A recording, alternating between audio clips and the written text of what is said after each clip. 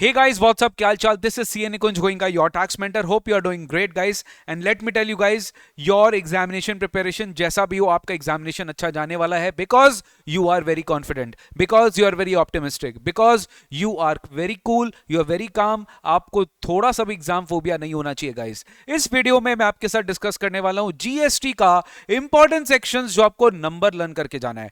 GST के कौन से सेक्शन नंबर्स आपको लर्न करके जाने हैं? ट्रस्ट मी गाइज, जीएसटी में सेक्शन नंबर लर्न करना बहुत आसान है because the way the section number is arranged is very very simple. अगर आप वो सेक्शन नंबर का अरेंजमेंट समझ लेंगे ना तो सेक्शन नंबर लर्न करने आपको पड़ेगा ही नहीं guys. It is very simple. जैसे 1 2 3 4 5 6 7 8 9 10 11 12 कभी आपने लर्न किया है क्या? आप भूल गए क्या? अभी नहीं भूले ना? तो वैसे ही आपको जीएसटी का जो सेक्शन नंबर है ना सीरीज जो अल्फाबेटिकली है वो आपको याद नहीं रखना पड़ेगा. बस आपको इतना समझ में आना चाहिए कि सीक्वेंसिंग क्या है चैप्टर्स की. अगर आप चैप्टर्स का सीक्वेंसिंग समझ लेंगे कि पहले आता है सप्लाई, फिर आता है लेवी एंड कलेक्शन, फिर आता है कॉम्पोजिशन स्कीम एंड एग्जेम्पशंस. अगर आप ये बस सीक्वेंसिंग समझ लेंगे किस तरीके से सीक्वेंसिंग को डाला गया है, accordingly you will not be learning basically. I am going to say आपको सेक्शन नंबर्स अपने आप याद हो जाएगा गाइस. इनकम टैक्स का कौन कौन से सेक्शन नंबर्स है वो मैंने आपको ऑलरेडी बता दिया वीडियो के थ्रू. अगर आपने नहीं देखा तो फटाफट मेरे चैनल में जाके देख लेना. अभी मैं डिस्कस करने वाला हूं जीएसटी का सेक्शन नंबर्स जो आपको लर्न करके जाना है. आप देखिएगा किस तरीके से आपको मैं जीएसटी का section numbers with in 15-20 minutes, अगर आप ये वीडियो पूरा देखते हो तो मैं आपको पूरा लर्न करवा दूंगा. सर स्टार्ट करिए सर. सबसे पहले जीएसटी का जो पूरा चैप्टर में आएगा वो है scope of supply. Ultimately you all know taxable event in GST supply. GST लगता है क्या चीज पर? जीएसटी लगता है सप्लाई पे. कौन सा सप्लाई? गुड्स और सर्विसेज और बोथ. तो अल्टीमेटली सप्लाई क्या है इसका एक चैप्टर है. टैक्सेबल इवेंट क्या है जीएसटी का? सप्लाई. तो सप्लाई के कौन से सेक्शंस है? सप्लाई के जो सेक्शन है वो है सेक्शन नंबर 7 एंड वो है सेक्शन नंबर 8. अब सेक्शन 7 और सेक्शन 8 में जब अपने जाते हैं तो 7 सब section 1, 7 sub section 2 and 7 sub section 3. उसमें सबसे इंपॉर्टेंट जो आपको लर्न करना है वो है 7 सब सेक्शन 1 का clause a, clause b, clause c. तो 7(1)(a) में अपने को क्या समझना पड़ेगा? Supply includes all forms of supply such as sale, barter, license, lease, rental, exchange, disposal made or agreed to be made for consideration in the course of furtherance of business. तो यहां पर क्या होना चाहिए? यहां पे consideration एक important factor है और यहां पे बिजनेस भी एक इंपॉर्टेंट फैक्टर है. तो कंसिडरेशन भी होना चाहिए, बिजनेस भी होना चाहिए. आपको लर्न करना पड़ेगा 7(1)(a). फिर आता है 7(1)(b). 7(1)(b) क्या बात करेगा? सर्विसेज का इंपोर्ट करना फॉर अ कंसिडरेशन बट मे और may not be in the course और फर्दरेंस ऑफ बिजनेस. तो ये भी सप्लाई माना जाएगा एज पर 7(1)(b). नेक्स्ट आता है 7(1)(c), that is activities to be treated as supply made without consideration as per. ये क्या होगा सर? ये एक छोटा सा जो है यहाँ पे एक टाइपोग्राफिकल एरर है, ये है 1. ठीक है. Activities to be treated as supply made without consideration as per schedule 1. तो शेड्यूल 1 के हिसाब से आपकी जो एक्टिविटीज सप्लाई ट्रीट की जाएगी without even without any consideration वो होगा 7(1)(c) के हिसाब से. देन आता है आपका 7(2)(a). 7(2)(a) में क्या है sir? Activities not treated as supplies. यानी ये बहुत इंपॉर्टेंट है गाइस, याद रखना कि जो सप्लाई नहीं है, जो सप्लाई नहीं है यानी जो neither supply of goods and not supply of services है, ये 7(2)(a) से आता है and this is actually referred in schedule 3. तो शेड्यूल 1 याद रखिएगा जो कि सप्लाईज विदाउट एनी कंसिडरेशन है. शेड्यूल 3 याद रखिएगा जो कि नेगेटिव लिस्ट आप बोल सकते हो, जो कि सप्लाई नहीं माना जाएगा. इसमें एक इंपॉर्टेंट तो नहीं बोलूंगा मैं, लेकिन मैं आपको याद दिला देता हूं. 7 सबसेक्शन 1(a). 7 सबसेक्शन 1(a) क्या है? Activities that is either to be treated as supply of goods और to be treated as supply of services. ठीक है. वो कहां लिखा हुआ है सर? वो रेफर किया गया है शेड्यूल नंबर 2 में. ठीक है. वो रेफर किया गया है शेड्यूल नंबर 2 में, that activities which are either treated to be supply of goods और treated to be supply of services. तो शेड्यूल 1 2 3 का जो रेफरेंस है वो सेक्शन 7 से आता है जो कि है स्कोप ऑफ सप्लाई. देन है अपना सेक्शन 8 में 8(a) बोलेंगे कॉम्पोजिट सप्लाई के लिए और 8(b) बोलेंगे मिक्स सप्लाई के लिए. अगर आपको 8(b) याद नहीं रहेगा तो आप 8 तो कम से कम याद रखिएगा, composite supply and mix supply. Then supply के बाद we start with charging section, that is levy. Levy किस में होता है? सीजीएसटी का. ये हम बेटा जो भी बात करें किसका बात कर रहे हैं? सीजीएसटी एक्ट का बात कर रहे हैं. ठीक है. आईजीएसटी एक्ट का बात नहीं कर रहे हैं, ना तो क्या बोलते हैं, ना तो कोई और एक्ट का बात करें, खाली सीजीएसटी एक्ट का बात करें because that's the principal act. वही से सारे एक्ट्स के सेक्शंस को बोरो किए गए हैं. ठीक है ना.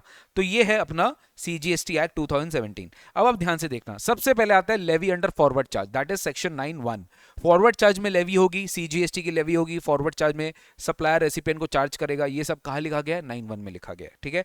तो ये है 9(1). नेक्स्ट है no GST on that 5 petroleum products until a date notified by the government on the recommendation of the GST council. ये क्या हो जाएगा, 9 सबसेक्शन 2 में हो जाएगा कि 5 पेट्रोलियम प्रोडक्ट्स पे आपका जीएसटी नहीं लगेगा, 9 सबसेक्शन 2।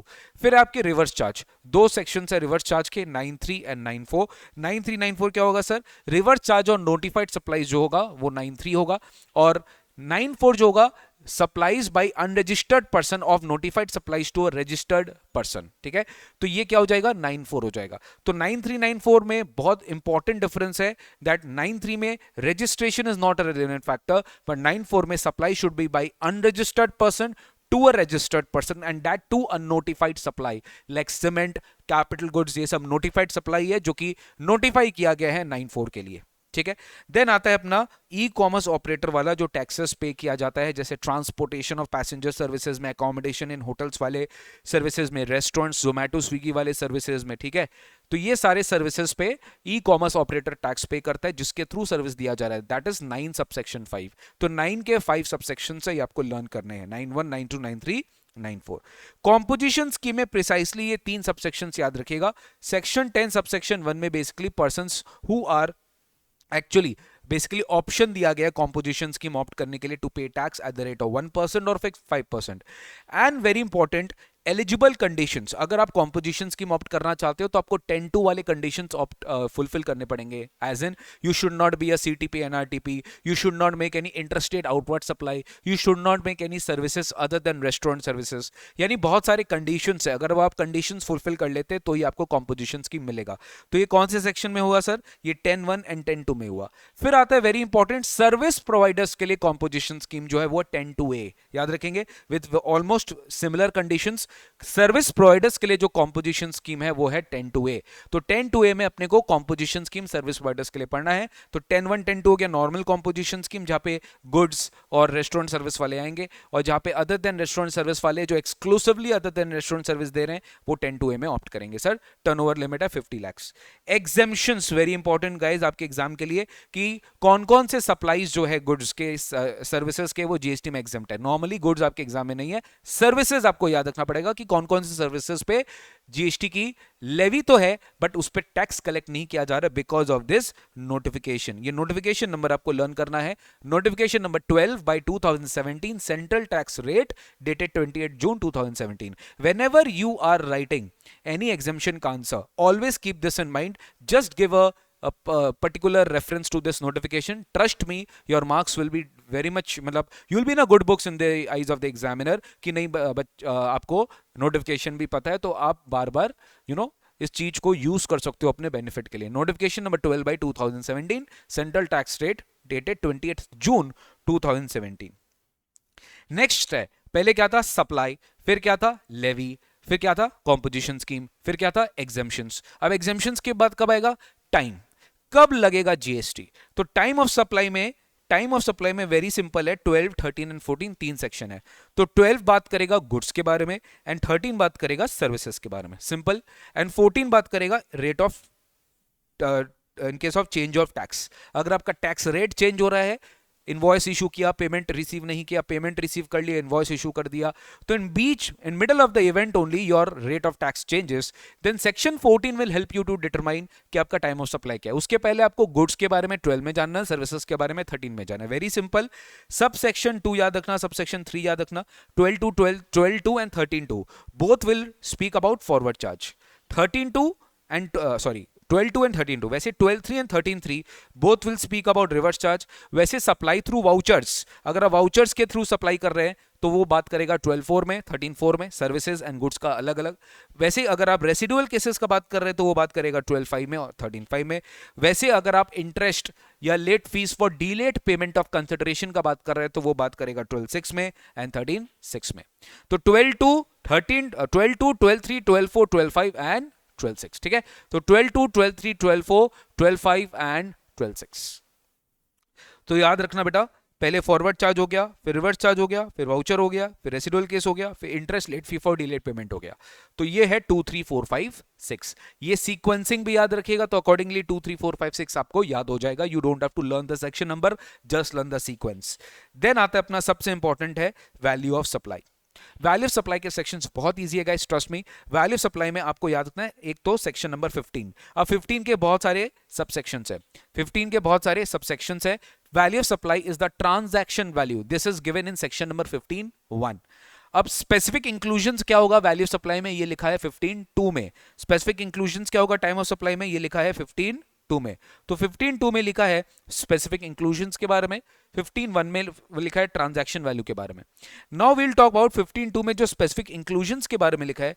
यहां पर गाइज आपको याद रखना है कि ये जो स्पेसिफिक इंक्लूजन्स के बारे में लिखा है, क्या क्या चीज इंक्लूड होंगे, क्या इसका क्लॉज नंबर हमें याद करना बहुत इजी है। 15(2)A, 15(2)B, 15(2)C, 15(2)D and 15(2)A। खाली सीक्वेंसिंग याद रखिए। पहले आता है गवर्नमेंट का पेमेंट, टैक्सेस, ड्यूटी, सेस, फी जो आप चार्ज करेंगे अपने रेसिपिएंट को, इंक्लूड करना पड़ेगा। फिर आता है थर्ड पार्टी पेमेंट्स, फिर आता है इंसिडेंटल एक्सपेंस, फिर आता है इंटरेस्ट, लेट फीस जो अपने अभी अभी पढ़ के गए टाइम ऑफ सप्लाई में, और फिर लास्ट में आता है subsidy link to price, but not though subsidy which is provided by the government. अगर गवर्नमेंट कोई सब्सिडी दे रहा है तो वो आपके वैल्यू ऑफ सप्लाई में इंक्लूड नहीं होगा, और अगर गवर्नमेंट वो सब्सिडी नहीं दे रहा है, कोई थर्ड पार्टी, कोई प्राइवेट ऑर्गेनाइजेशन सब्सिडी दे रहा है, तो वो मेरे वैल्यू ऑफ सप्लाई में इंक्लूड हो जाएगा दोस्त। तो 15(2)A, B, C, D and E ये सारे क्लॉजेस के अंदर में जो भी आपके एडिशंस होंगे वो 15(2)A, B, C, D, E में होंगे। नेक्स्ट आता है आपका डिस्काउंट। डिस्काउंट आप रिड्यूस करेंगे from the value of supply, जो कि आप ट्रांजैक्शन वैल्यू से रिड्यूस करेंगे। ठीक है, आप ट्रांजैक्शन वैल्यू से डिस्काउंट जो है वो रिड्यूस करेंगे सर।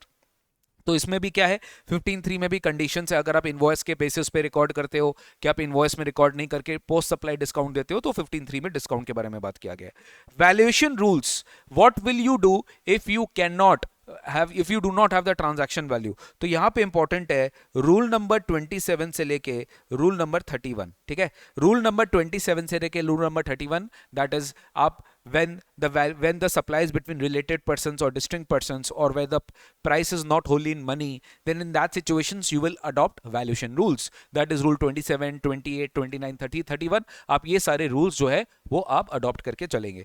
नोटिफाइड सप्लाईज जैसे कि एयर ट्रैवल एजेंट हो गया, ठीक है, रूल नंबर 32, जैसे कि एयर ट्रैवल एजेंट हो गया। एयर ट्रैवल एजेंट के केस में क्या होगा, इंश्योरेंस पॉलिसी के केस में क्या होगा, मार्जिन स्कीम के केस में क्या होगा, एक्सचेंज सर्विसेज के केस में क्या होगा। वैसे ही रूल नंबर 33 भी हो गया कि अगर आप प्योर एजेंट है तो प्योर एजेंट की तरह if you are a service provider and you are incurring all the expenditure on the behalf of the service recipient and that you are reimbursing from your service recipient, that will not be included in the value of supply। ये भी 15(5) में लिखा गया है sir with valuation rule।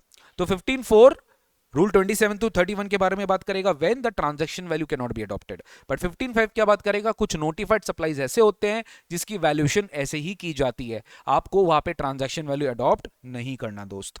Next आता है मेरा input tax credit. तो पहले क्या था, मेरे साथ साथ लर्न कर लो। सप्लाई था 7, 8, 9 क्या था, लेवी एंड कलेक्शन, 10 क्या था, कॉम्पोजिशन स्कीम, उसमें 1, 2 एंड 2A, 11 एग्जेम्पशंस, 12, 13, 14 क्या था, टाइम ऑफ सप्लाई, 12, 2 से लेके 12, 6 याद रखना, 13, 2 से लेके 13, 6 याद रखना, और 14 है change in rate of tax. 15 क्या है, वैल्यू ऑफ सप्लाई, उसमें 1, 2, 3, 4 एंड 5। 15(1) नॉर्मल ट्रांजैक्शन वैल्यू होगा। 2 में क्या है, 5 clauses A, B, C, D और E। ठीक है, tax, duty, cess, third party payments, incidental expenses, ठीक है, उसके बाद interest, late fee, charge for delayed payment, और लास्ट में प्राइस लिंक सब्सिडी। फिर क्या है 15(3) के बाद, 15(2) के बाद डिस्काउंट। डिस्काउंट आप रिड्यूस कर सकते हैं वैल्यू ऑफ सप्लाई में से, ठीक है, इनवॉइस बेस्ड डिस्काउंट भी हो सकता है और इनवॉइस के बाद आप पोस्ट सप्लाई डिस्काउंट भी माइनस कर सकते हैं सब्जेक्ट टू कंडीशंस। ठीक है, 15(4) क्या है, 15(4) आपका valuation rules for in cases where you can not adopt transaction value which is rule 27 से रूल 31, ये 15(4) से आता है। 15(5) क्या है, वैल्यूएशन ऑफ नोटिफाइड सप्लाईज, जैसे एयर ट्रैवल एजेंट हो गया, exchange services, foreign currency exchange services हो गया, इंश्योरेंस पॉलिसी हो गया, मार्जिन स्कीम हो गया। ये सब क्या है, रूल 32 के वेरियस सप्लाईज है जहां पर आपको नोटिफाइड वे में मैनर में ही उसको वैल्यूएशन करना पड़ेगा, ये बोलता है 15(5). नेक्स्ट आते हैं सर अपने इनपुट टैक्स क्रेडिट में, वेरी इंपॉर्टेंट चैप्टर, इसका तो सेक्शन नंबर लर्न करना ही पड़ेगा आपको। 16 बात करेगा eligibility requirements, conditions to claim ITC, वो है 16(2). 16.2 में लिखा है कि वो कौन से कंडीशंस है, जैसे कि आप you should have receive the goods and services, supply should have paid taxes to the government, you should file your returns, ठीक है, you should file your returns, supply should have paid taxes to the government, you should have a tax invoice, ये सारे conditions है without which you can not claim input tax credit.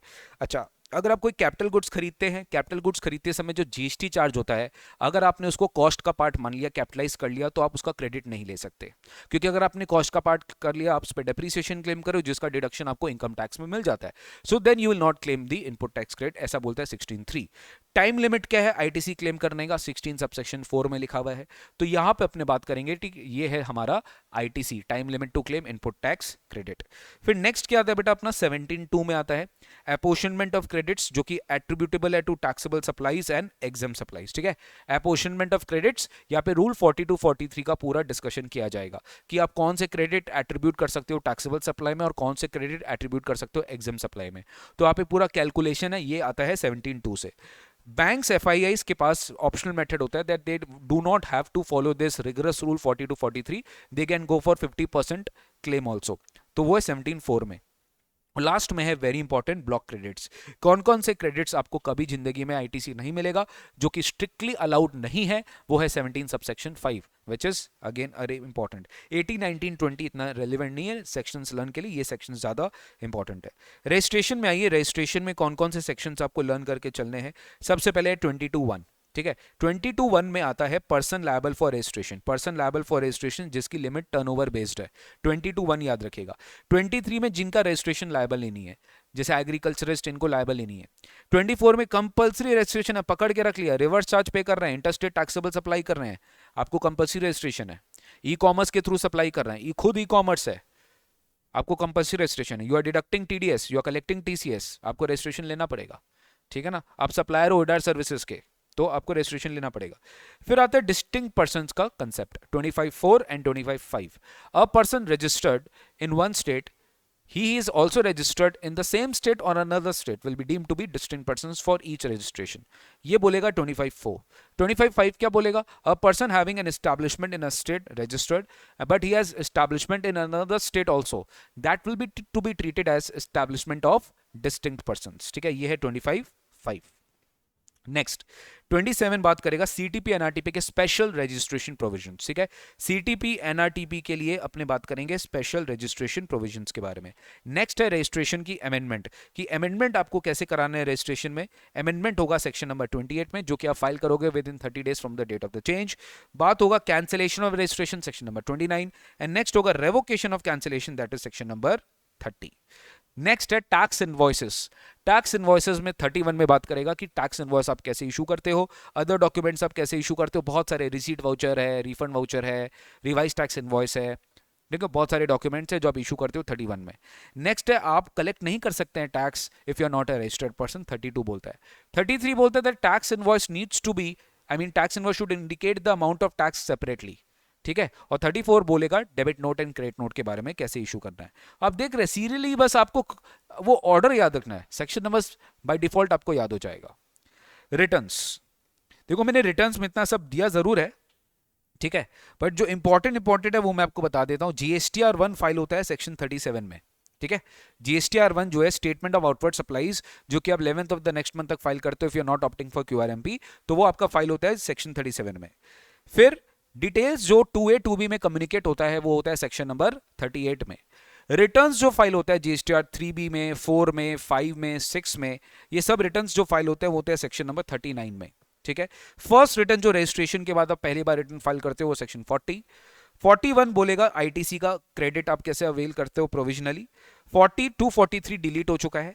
Annual return file करते हो GSTR 9 by 31 December of the next financial year along with GSTR 9 if your aggregate turnover exceeds 5 crore। Final return very important 45 में file करना होता है। 46 में आपको notice दिया जाता है टू रिटर्न डिफॉल्टर्स। 47 में आपको लेट फीस लगाया जाता है एंड 48 में आप एक जीएसटी प्रैक्टिशनर के लिए आपको क्या क्या कम करना पड़ता है वो 48 में लिखी गई है। Payment of TDS TCS, TDS TCS में सेक्शन 49 स्टार्ट करेगा पेमेंट। जितने भी आईटीसी यूटिलाइजेशन के टेक्निक्स है, जैसे input IGST to be first utilised, then CGST, then SGST. अच्छा, input IGST will be first utilised with output IGST, then C और S in any order, any proportion. Then input CGST will be utilized with output CGST and then output IGST. Then input SGST will be utilized against output SGST and then output IGST. For the payment of IGST, first credit will be utilized as IGST, then CGST, then SGST. तो ये सब कहाँ लिखा गया है? ये सब लिखा गया है सेक्शन 49 में। तो ये पेमेंट ऑफ टैक्स होगा। अच्छा, जितने भी लेजर्स है, cash ledger, credit ledger, liability ledger, ये सब सेक्शन 49 से ही रेफर किया गया है। देन टीडीएस, टीडीएस जो भी डिडक्ट करेगा वो है सेक्शन 51 में। उसके पहले इंटरेस्ट सेक्शन 50 में याद रखिएगा 18% अब सारे रेट ऑफ टैक्स है, 18% आपको रेट ऑफ टैक्स देना, इंटरेस्ट देना पड़ेगा on the delay in payment of taxes. Even अगर आपने क्रेडिट भी अगर ज्यादा ले लिया है तब भी आपके ऊपर इंटरेस्ट जो लगेगा वो 18% पर एनम के हिसाब से लगेगा दोस्त, ठीक है। नेक्स्ट आपका टीडीएस सेक्शन 51 और नेक्स्ट है 52 में टीसीएस। यहां पे मैंने शेड्यूल का रेफरेंस दे दिया है। शेड्यूल 1 में कौन कौन से एक्टिविटीज है, बेसिकली आपका हो गया ई मैजिक प्लस आई, ठीक है, E magic plus I. Activities to be treated as supply without any consideration वो है शेड्यूल 3 में। Activities which are neither to be treated as supply not to be treated as supply of goods and services. Schedule 1 में क्या बात किया गया है sir? Schedule 1 में बात किया गया जैसे आपको याद होगा परमानेंट ट्रांसफर और disposal of business asset when input tax credit is availed, ठीक है, परमानेंट ट्रांसफर ऑफ वो आपको याद होगा। फिर अपने बात किए थे एजेंट टू प्रिंसिपल वाला जो सप्लाई है या प्रिंसिपल टू एजेंट वाला सप्लाई है, याद होगा आपको, ठीक है। फिर इंपोर्ट ऑफ सर्विसेज वाला बात याद होगा सर कि सर्विसेज अगर अपने इंपोर्ट करें डिस्टिंक्ट पर्सन से रिलेटेड पर्सन से तो वहां पर भी ये वाली प्रोविजन लग जाएगी। और रिलेटेड पर्सन, डिस्टिंक्ट पर्सन, ये 4 ट्रांजैक्शन ऐसे हैं जहां पर शेड्यूल 1 अप्लाई हो जाएगा even if it is without any consideration. बराबर है दोस्त? तो ये था मेरा पूरा का पूरा, आप देख लो सीरियल वाइज जो मैंने आप लोग के लिए बताया कि सर ये सारे सेक्शन नंबर्स अगर आप याद रखोगे तो बहुत अच्छा होगा। मैंने आपको वैल्यू सप्लाई तक रिवाइज करा दिया था। आप आईटीसी में भी देखो 16, 17 है, 18, 19, 20, 21 याद नहीं करना, 22 से 30 के बीच में रजिस्ट्रेशन है। रजिस्ट्रेशन वाले पार्ट में जो जो याद रखना है वो मैंने बता दिया है। इनवॉइस वाला जो है 31 से 34 है। 35, 36 अकाउंटिंग एंड रिकॉर्ड्स है, that is not very important, ठीक है। 35 एंड 36 जो है वो अकाउंटिंग एंड रिकॉर्ड्स है। रिटर्न्स याद रख के चलिएगा, 37 वाला, 44, 45, 47 ये सब याद रख के चलिएगा। 39 वेरी इंपॉर्टेंट फर्निशिंग रिटर्न्स, ठीक है, ये सब याद रख के चलेगा। एंड पेमेंट बहुत इंपॉर्टेंट है, इंटरेस्ट बहुत इंपॉर्टेंट है, टीडीएस टीसीएस बहुत इंपॉर्टेंट है, ये सब याद रख के चलेगा दोस्त, ठीक है।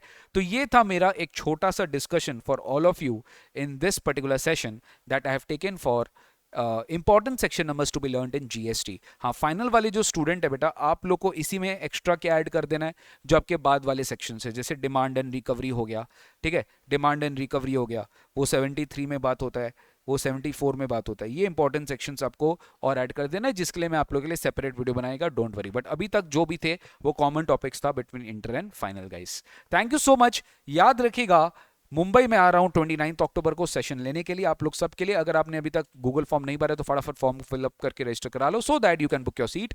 एंड पुणे में आ रहा हूं 31 अक्टूबर। और अगर आपने अभी तक नहीं भरा है गूगल फॉर्म तो गाइज अब लेट हो चुका है, अब आप मतलब वेट मत करो, you should do it if you are interested to attend this marathon and get your confidence boost up. Thank you so much. Take care. God bless you. See you very soon in the next session. Bye bye.